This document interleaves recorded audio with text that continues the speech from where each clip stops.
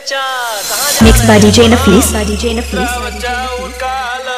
ठीक तो नहीं बा चाचा, एक शिकायत करवे रहे। का भाई बतावा। अरे तनी अपनी लड़की को ध्यान दे। DJ Nafis. DJ Nafis. कर रेहन बिगड़ती है। का कुछ गड़बड़ करते का? हाँ तो सुना। सुनाओ।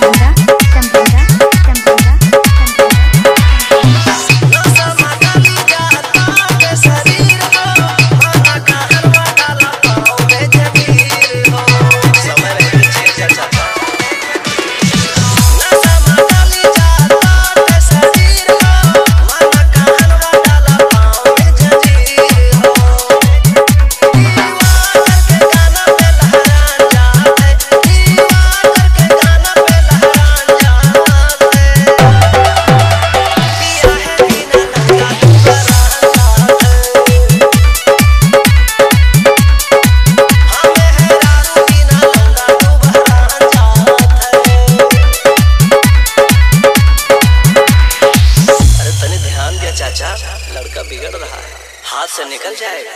हाँ बच्चा, अब हम तोहरे बाती ध्यान दे। आवा दो का घरे।